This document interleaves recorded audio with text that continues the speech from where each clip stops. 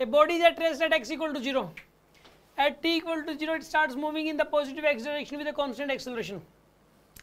At the same instant, another body passes through x equal to 0, moving in the positive x direction with a constant speed. The position of the first body is given by x1 as a function of t after time t, and that of the second body is x2 as a function of t after the same time interval. Which of the following graphs correctly describes x1 minus x2 as a function of time? पहले question समझते हैं, और ये question इतना आसान है कि आप सोच नहीं सकते, ये दिखने में मुश्किल लग रहा, वही 15 से 20 सेकंडों का है ये क्वेश्चन। कैसे करें सुन आप, देखिए यहाँ पे ये रास्ता एक रास्ता ये वाला है, दो रास्ते हैं, एक बॉडी यहाँ पे है, एक दूसरी गाड़ी यहाँ पर है। ये रेस से स्टार्ट हुई, कॉन्स्टेंट एक्सेलरेशन है, कितना? एक एक्सेलरेशन है। इसकी स्पीड क्या बताइए? v नोट है, कॉन्स्टेंट स्पीड है v नोट, ठीक है। ये a है, ये b है। ये मान लो t टाइम में x1 डिस्टेंस ट्रैवल कर लेगी, ये मान लो t टाइम में x2 डिस्टेंस ट्रैवल कर लेगी। x1 as a function of time, वैसे तो x as a function of t लिखते हैं हम लोग, x t रिलेशन लिखते हैं, लेकिन इसका x1 t रिलेशन है, क्योंकि इसका x अलग है, इसका x अलग है, इसका x2 t रिलेशन है। अब आपको जो है ये बताना है x1 minus x2 as a function of time बताना है क्या हो जाएगा, उसका ग्राफ ड्रॉ करना है। एक बात बताओ, इसका अकेली का ग्राफ ड्रॉ करना हो तो कैसे करोगे? एक्स टी ग्राफ इसका अकेली का ऐसे बन जाएगा ना, ये तो बताया हुआ यार, ये ऐसा बन जाएगा। इसका अकेले ग्राफ तो ऐसा बनेगा, x T graph, positive increasing, slope positive increasing होगा। इसका एक्स टी ग्राफ कैसे बनेगा? अरे यार पॉजिटिव कॉन्स्टेंट होगा यार, अपोजिट में क्या है, कहाँ लिख रखा है अपोजिट डायरेक्शन? पढ़ो, मुझे तो कहीं अपोजिट दिखाई नहीं इसमें। देखो मिल जाएगा, ध्यान से देखो, देखो देखो एक बार मिल जाएगा, कहीं अपोजिट नहीं लिख रखा। हाँ जी बोलो, हाँ दोनों एक ही टाइम पे चले, जिस टाइम ये चलना शुरू हुई उसी टाइम ये चलना शुरू हुई है। ये जीरो स्पीड एक्सेलरेशन है, इतनी देर में ये वी नोट की स्पीड से आ गई, इतनी मतलब इंस्टेंटली एक ठई हुआ और सेम डायरेक्शन है, कोई अपोजिट डायरेक्शन नहीं है। इसका ग्राफ ऐसा बनेगा।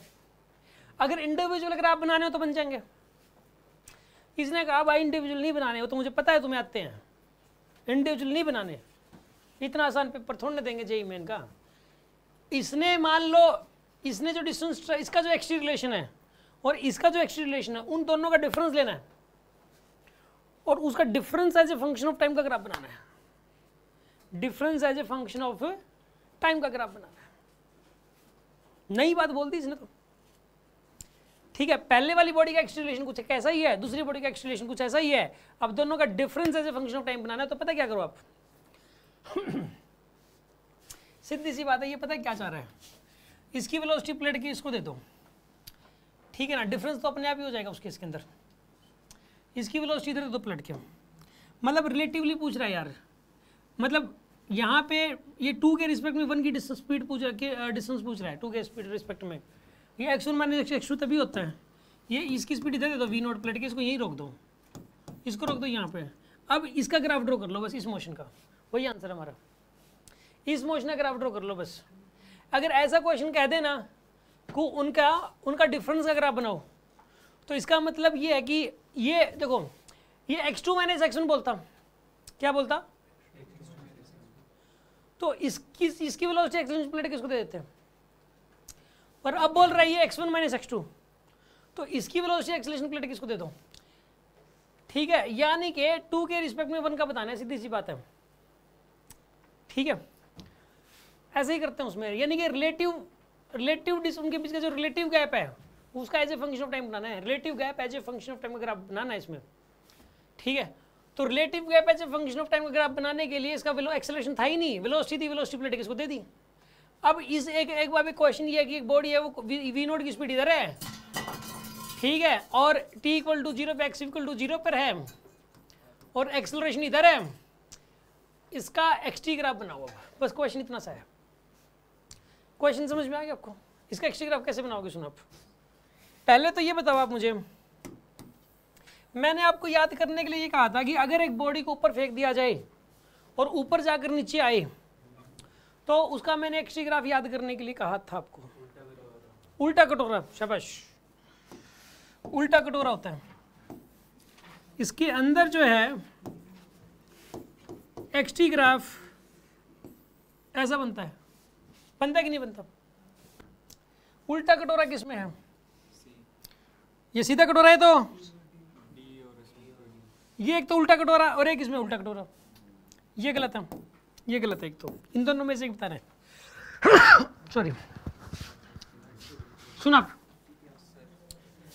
अब यहां पे क्या होगा बताइए? स्पीड पहले घटते घटते घटते घटते क्या होगी? 0। फिर बढ़ते बढ़ते बढ़ते बढ़ते क्या होगी? मैक्सिमम। ठीक है, लेकिन उसके बाद भी बताइए डिस्टेंस तो बढ़ती रहेगी ना एक्सेलरेशन के साथ एक।